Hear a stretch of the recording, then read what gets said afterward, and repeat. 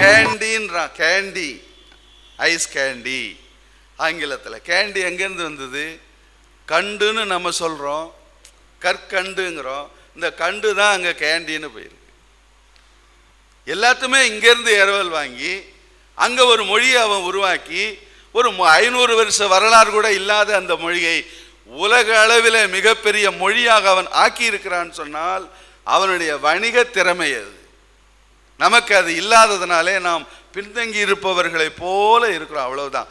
இந்த நிலையை நாம மாற்ற வேண்டும். எழுத்துக்களுக்கு பேரிட்டிருக்கமே, அதுலேயே அறிவியல் நமக்கு தெரியுது பாருங்க. எழுத்துக்களுக்கு பேர் வச்சிருக்கோம் ஐயா. ஆ ஆ இ இ உ ஏ ஏ ஓ ஓ ஔ, இதை உயிரெழுத்துக்கள்னு சொல்கிறோம். தமிழை ஏளனப்படுத்துகிறாங்களே, இதை போய் சிவபரம்பொருளிடத்தில் சென்று முறையிட வேண்டும்னு சிவபரம்பொருளிடத்துக்கு முன்னாடி போய் நின்னார், பேசிக்கிட்டு இருந்தார். இந்த மாதிரி இருக்கு, தமிழினுடைய சிறப்பை சிலர் குறை சொல்கிறாங்க. பேசும்போதே ஒரு இனிமையான ஒரு நறுமணம் அவருக்கு வந்தது. அதை நுகர்ந்து பார்த்துட்டு ஏதோ ஒரு நல்ல நறுமணம் வருதே, எங்கேருந்து வருது எங்கேருந்து வருதுன்னு கேட்குறார் சிவபெருமானை. சிவபெருமான் வா என்னோட அழைத்து கொண்டு அடுத்தாற் போல இருந்த ஒரு மண்டபத்தில் கொண்டு காட்டுறார். பார்த்தால் அங்கே தமிழ் எழுதப்பட்ட ஓலைச்சுவடிகள் குவிந்து கிடந்தது. இந்த ஓலைச்சுவடிகள்லேருந்து தாயா அந்த நறுமணம் வருது. இந்த ஓலைச்சுவடிகள் ஏன் மணக்கின்றன தெரியுமோ? தமிழ் எழுதப்பட்டு இருப்பதனாலே இந்த ஓலைச்சுவடிகள் மணக்கின்றன. அந்த மணத்தை நீ நுகர்ந்தாய். இப்போ நான் என்ன செய்யணும்? எல்லா சுவடிகளையும் எடுத்துக்க. அந்த சுவடிகளை அகத்தியரிடத்திலே கொடுத்தார் சிவபெருமான். சில பேர் சொல்றாங்க அகத்தியர் தான் தமிழை உருவாக்கினார், அகத்தியர் தான் தமிழையே உருவாக்கி கொடுத்தார். அகத்தியர் தமிழை உருவாக்கவில்லை. ஏற்கனவே இருந்த அந்த சிவபெருமான் கொடுத்த அந்த தமிழுக்கு இலக்கணம் வகுத்தார். அதனால இவருக்கு புகழ் வந்தது. கம்பன் ரொம்ப தெளிவா சொல்லிவிட்டான், என்றும் உள தென்தமிழ் இயம்பி இசை கொண்டான். என்றைக்கும் இருக்கிறது தமிழ், அதுக்கு ஒரு இலக்கணம் சொன்னான் இவன். அதனால இவனுக்கு புகழ் கிடைச்சது. யாருக்கு? அகத்தியனுக்கு. தமிழை இவன் உருவாக்கல, அது என்றும் உள தென்தமிழ். இன்னும் ஒன்று சொல்றேன், தென் தமிழ் அப்படின்ற பேர் ஏன் வந்தது என்றால் தெற்கே தோன்றியதனாலே வந்தது. ஏன் நம்ம தென் திசையை, இந்த பக்கத்தை தென் திசைன்னு சொல்றோம் தெரியுமா? அதுதான் தொன் திசை. தொன் திசை தான் தென் திசைன்னு ஆச்சு. பழமையான திசைன்னு 4 திசைகள்ல ஏன் தென் திசையை சொன்னான் தெரியுமோ? தெற்கே தான் தமிழன் முதல் மனிதன் உருவானான். பிறகுதான் அவன் புலம்பெயர்ந்து இங்க வந்தான் கடல்கோள்னால. அதனாலே அது தொன் திசை. இன்னொன்னு சொல்றேன், தென்புலத்தார் தெய்வம் விருந்து ஒக்கல். அதுல தென்புலத்தார்னு நம்ம யார சொல்றோம்? இறந்து போனவங்களை. இறந்து போனவங்களை ஏன் தென்புலத்தார் என்று சொல்றோம்? பத்திரிகை எழுதும் போது சிவலோக பதவி அடைந்ததை முன்னிட்டுன்னு சில பேர் எழுதுறோம். அதை இறந்து போனாலாச்சும் ஒரு பதவி வரட்டும் அப்படின்ற எண்ணம் தான், வேற ஒன்றும் இல்லை. கைலாய பதவி அடைந்ததை முன்னிட்டு அப்படின்னு எழுதுறோம். கைலாயம் எங்க இருக்கு? நாம இருக்கிற இடத்துக்கும் வடக்கே இருக்குது. நாம வாழ்ந்து கொண்டு இருக்கிற நிலத்துக்கும் வடக்கே உள்ளது கைலாயம். அந்த கைலாய பதவி அடைந்தவருக்கு நாம் வைத்திருக்கிற பேர் தென்புலத்தார். இதுல இருக்கிற முரண் நமக்கு தெரியலையா? ஐயா, முரண் தானே இது. ஏன் தென்புலத்தார்னு சொல்றோம்? ஏன் தென்புலத்தார் என்று இறந்து போனவர்களுக்கு நாம் பெயர் வைத்தோம் தெரியுமோ? ஒரு காலத்திலே தெற்கே உள்ள மிகப்பெரிய ஒரு கண்டத்திலே வாழ்ந்து கொண்டிருந்த இனம் இந்த தமிழ் இனம். குமரி கண்டம் என்று அதற்கு பெயர். குமரி மலை இருந்தது, குமரி ஆறு இருந்தது, பகுருளி ஆறு இருந்தது. பகுருளி மணலினும் பலவே புறநானூற்று வரி. பகுருளி ஆற்றுடன் குமரி கோடும் கொடுங்கடல் கொள்ள. அங்கே வாழ்ந்தவர்கள் கடல்கோள் வந்ததனால அங்கிருந்து தப்பித்து புலம்பெயர்ந்தார்கள். அங்கே இவர்கள் விட்டு சென்ற அந்த முதியவர்கள் இருக்கிறார்கள்ல, அவங்கள தென் திசையில இருந்ததனாலே அவர்கள் நமக்கு தென்புலத்தார்கள். தெற்கு திசையிலே நாம் அவர்களை மீட்க முடியாமல் விட்டுவிட்டு வந்தோமே, இறந்து போனார்களே, அவருக்கு நாம் செய்ய வேண்டும், அவருக்கு செய்ய வேண்டும் என்று அவர்களுக்கு தென்புலத்தார் என்ற பெயரை தமிழன் சூட்டினான். அதனால்தான் தென்புலத்தார் தெய்வம் விருந்து ஒக்கல் என்ற அந்த குறளில் தென்புலத்தார் என்று இறந்து போனவர்களை திருவள்ளுவர் சொன்னார். அப்படிப்பட்ட ஒரு அறிவியல் ரீதியாக ஒவ்வொரு சொல்லையும் உருவாக்கியவன் தமிழன் என்பதை நாம தெரிந்து கொள்ள வேண்டும். அந்த தமிழ் உலகத்தை அளக்கிறது. உலகத்தை எப்படி அளக்கிறது? இந்த இந்த ஓலைச்சுவடிகளை அகத்தியர் எடுத்துக்கிட்டு வந்தார். அதிலிருந்து ஒரு இலக்கணத்தை இவர் வகுத்து சொன்னார். சிற்றகத்தியம், பேரகத்தியம்னு நம்ம சொல்றோம். தென்மொழி என்று பெயர் வைத்தோம். அதன் பிறகுதான் வடமொழி என்ற பெயர் வந்தது. தென் என்பதிலிருந்து தான் இன்னொன்று வேறுபடுத்தி காட்டுறதுக்காக வட என்ற சொல்ல போட்டு இன்னொரு மொழிக்கு அடைமொழி கொடுத்தோம். இப்போ இவர் என்ன பண்ணாரு? உலகம் முழுவதையும் தமிழ் என்ற ஒன்றை கொண்டே இவர் அளந்தார். அளந்தார்னா ஆராய்ந்து அறிந்தார். ஆராய்ந்து அறிந்து எழுதினார். தமிழின் மூலமாக உலகத்திலே நாம் தெரிந்து கொள்ள முடியாத துறைகள் என்று எதுவும் இல்லை. வான சாஸ்திரத்திலிருந்து, நில அமைப்பிலிருந்து, தண்ணீரினுடைய அமைப்பிலிருந்து எல்லாவற்றையும் நாம் தமிழிலே உள்ள ஓலைச்சுவடிகள் முழுவதையும் சேகரித்து ஆராய்ந்தால் நம்மால் அறிந்து கொள்ள முடியும். இன்றைக்கும் இருக்கு. இதோ இருக்கிற வைத்தீஸ்வரன் கோயில் என்கிற இந்த திருத்தலத்தில் சில பேர் கையில் இருக்கிற ஓலைச்சுவடியை எடுக்கிற போதெல்லாம் உலகத்தினுடைய எந்த மூலையிலே இருந்து வருகிற மனிதனுடைய வரலாறு கூட அதில் தெரிகிறது என்றார்களே. உலகம் முழுக்கது அது எப்படி அளந்து வைத்தான் இந்த தமிழன்? அது பொய்யல்ல. சில பேர் அதை பொய்யாக்கலாமே தவிர அந்த சாஸ்திரம் பொய்யானது அல்ல.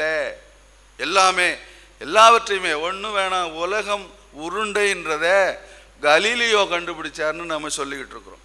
கலீலியோவுக்கு முன்னாடி நம்ம தாத்தா கண்டுபிடிச்சார். 2000 வருஷத்துக்கு முன்னாடி உலகத்துக்கு உலக உருண்டைக்கு பேர் வைக்கிற பொழுது தமிழன் என்ன பேர் வச்சான் தெரியுமோ? ஞாலம்னு பேர் வச்சான். ஞாலம்ங்கிற சொல்லுக்கு அந்தரத்திலே தொங்குகிறது என்று பொருள். அதை இன்னைக்கு நம்ம சொல்லிட்டு இருக்கிறோம். அவன் நாண்டுகிட்டான் அப்படின்னு, தொங்கிட்டான்னு அர்த்தம். ஞாலம் என்கிற சொல் அந்தரத்திலே தொங்கிக் கொண்டிருப்பதை, இந்த உலகம் இன்னும் ஏன் கீழே விழாம இருக்கு?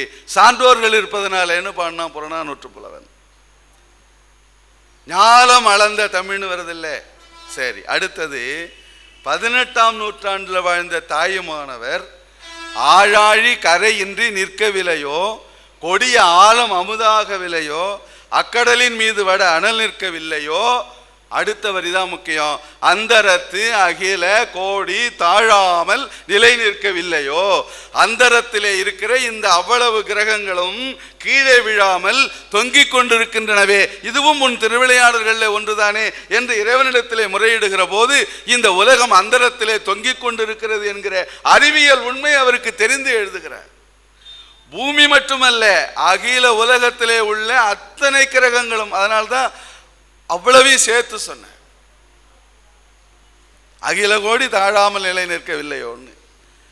தமிழன் அந்த அளவிற்கு உலகத்தை புரிந்து வைத்துக் கொண்டிருந்தவன் என்பதனாலே தான் இதையெல்லாம் அவன் சொல்ல முடிந்தது. எனவே தமிழை கொண்டு உலகம் முழுவதும் உள்ள அனைத்து துறைகளையும் அறிந்து கொள்ள முடியும் என்கிற உண்மையை வலியுறுத்துவதற்காகத்தான் உலகம் அளந்த தமிழ். இதை எந்த தொடரில் சொல்லுகிறார்கள்னு கேட்டால், ராமபிரானும் அகத்தியரும் சந்திக்கிறாங்க.